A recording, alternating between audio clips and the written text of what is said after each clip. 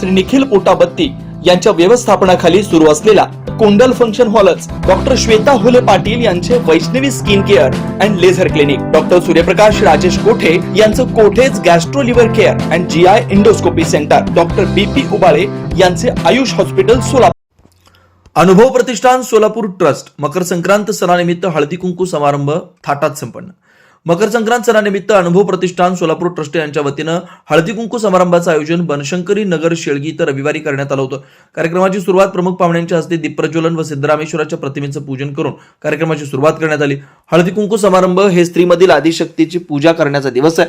हा दिवस स्त्रियांसाठी विशेष महत्वाचा आहे, कारण त्यांना समाजात मानसन्मान मिळतो. हळदी कुंकू समारंभात सवासनींना हळदी कुंकू वाण देतात आणि त्यांच्या जीवनात सुख, शांती, समृद्धी आणि आणो ही शुभेच्छा देतात.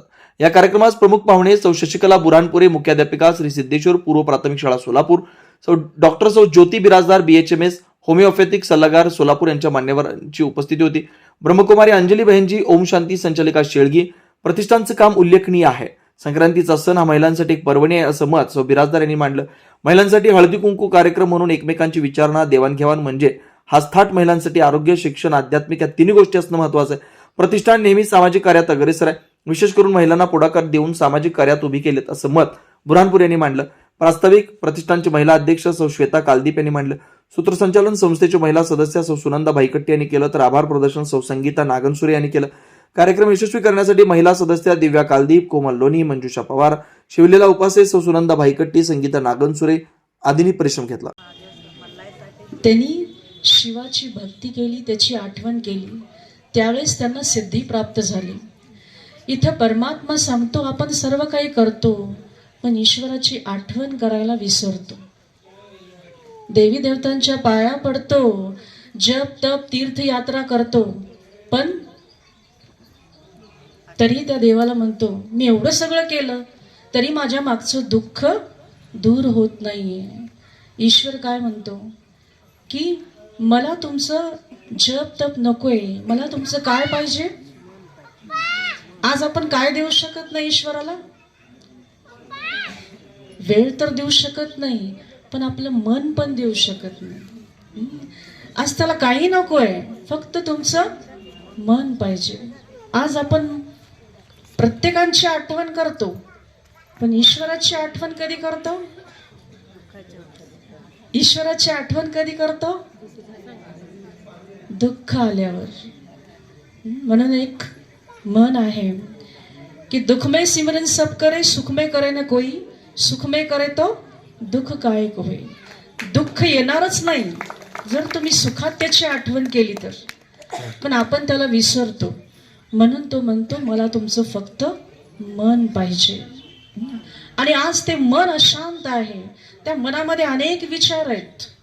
आपण कधी चेक केलं का की माझ्या मनामध्ये कोणते विचार आहेत, दिवसभरामध्ये मी कोणते विचार करते, पॉझिटिव्ह, निगेटिव्ह, न पास्ट, प्रेझेंट, फ्युचर, व्यर्थ विचार जे काही कामाचे नाही आहेत. आता एक उदाहरण देते मी तुम्हाला. समजा तुम्हाला 10 वर्षापूर्वी एखाद्या व्यक्तीने खूप तुमचा इन्सल्ट केला असेल, बोलला असेल. 10 वर्षानंतर व्यक्ती आज तुमच्या समोर आला की आपण काय म्हणतो, या व्यक्तीने या दिवशी मला हे असे अपशब्द वापरले होते. आठवतं ना? हे का बरं आठवतं? कारण आपण काय केलंय, या बुद्धीमध्ये ते सेव्ह करून ठेवलेले, डिलीट केलंय का? आज आपण काय करतो, मोबाईल आहे ना, आज प्रत्येकाकडे मोबाईल आहे ना. असा एकही नसेल इथे की ज्यांच्याकडे मोबाईल नाहीये. त्या मोबाईलमध्ये आपण जे चांगलं आहे ना ते ठेवतो आणि वाईट आहे ते डिलीट करतो. दुसऱ्यांना फॉरवर्ड पण चांगलंच करतो, स्टेटसवरती चांगलं ठेवतो, पण इथं चांगलं ठेवायला विसरतो. चांगलं राहत नाही, वाईट आपोआप राहतं. हे कशामुळं? तर या रथसप्तमी निमित्त आपण सगळे इथं एकत्र जमलोत आणि हळदी कुंकवाचा खूप छान कार्यक्रम आयोजकांनी मांडला. आणि इथं खूप छान सगळ्या बहुसंख्येने माझ्या भगिनी आलेल्या आहेत. त्या भगिनींचं मी पुन्हा एकदा त्यांना सर्वांना मकर संक्रांत निमित्त, रथसप्तमी निमित्त खूप खूप शुभेच्छा देते. आणि एक विशेष मला सांगायचं आहे, गेस्ट म्हणून इथं आम्हाला जे बोलवलेत, एक शैक्षणिक, एक आरोग्य आणि एक आध्यात्मिक अशा 4 स्तर, आणि अनुभव प्रतिष्ठान हे सामाजिक, या 4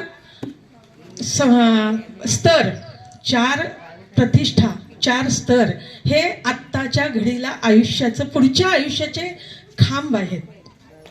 आरोग्य उत्तम असेल तर आपल्या बिराजदार मॅडम सांगितलेत, शिक्षण, सर्व कुटुंब, आपलं कुटुंब शिक्षित झालं पाहिजे, आपल्या मुलांना चांगलं घडवलं पाहिजे, आपल्या मुलांना संस्कार दिले पाहिजेत, म्हणून शिक्षणाची गरज आहे. आणि आपल्या भारतात अतिशय पूर्वीपासून अध्यात्माला खूप प्राधान्य दिलंय. आजही अध्यात्म शिवाय आपण राहू शकत नाही. प्रत्येकाच्या घरी काही ना काही स्वरूपात अध्यात्म आहे, हो ना मॅडम? तर मी त्यांची शाखा प्रबोधिनीत असताना मी तिथे गेले होते. त्यामुळं ब्रह्मकुमारींचं जे काम आहे, आणि तिथं जर तुम्ही गेलात तर पूर्ण जगाला विसरता, पूर्ण जगाला. इतकं तिथं सकारात्मक, तिथं शांती, तिथं जे वातावरण, त्या मठामध्ये जे वातावरण आहे, त्या वातावरणात जर 5 मिनिटं जरी बसलो, पूर्ण जगाला विसराल, असं तिथं अध्यात्माचं स्वरूप आहे. तर आयोजकांनी हेतू साधला, आणि आपण आपले विचार आणि आपलं पुढचं आयुष्य, उत्तम आरोग्य जावो, उत्तम कुटुंब समृद्धी हो, समाजात आपलं देणं असतं, म्हणून या अनुभव प्रतिष्ठानकडून असंच निरंतर काम होत राहो. आणि आपल्या सर्व महिलांना पुन्हा एकदा शुभेच्छा देते. धन्यवाद. Ayush hospital doctor BP Ubale आणि डॉक्टर कविता B उबाळे यांच्या मार्गदर्शनाखाली कन्ना चौक मतदा मंगल कार्यालय येथील आयुष हॉस्पिटल इथं सर्व सोयींनी युक्त वैद्यकीय सेवा उपलब्ध. सुसज्ज ऑपरेशन थिएटर, मुळव्या, भगंदर, नासू यावर इलाज, याशिवाय पोटातील सर्व प्रकारच्या ऑपरेशन्स, अपेंडिक्स, पित्ताशयातील खडे, आतड्यांच्या विविध आजारांवर उपचार, हर्निया शस्त्रक्रिया, दुर्बिणीद्वारे पोटाच्या शस्त्रक्रिया व तपासणी, बद्धकोष्ठता व गुदद्वाराचे तत्सम आजारांवर आधुनिक उपचार, कॅन्सर निदान व उपचार, स्तनाच्या गाठी व कॅन्सर उपचार, अपघात संबंधित शस्त्रक्रिया, डायबेटिक, फूट शस्त्रक्रिया, पायातील शिराच्या आजारांवर उपचार डॉक्टर BP उबाळे आणि डॉक्टर कविता B उबाळे यांच्या आयुष हॉस्पिटलमध्ये उपलब्ध. Ayush hospital plot number 21A, रविवार पेठ, मतदा मंगल कार्यालयाजवळ, कन्ना चौक, सोलापूर.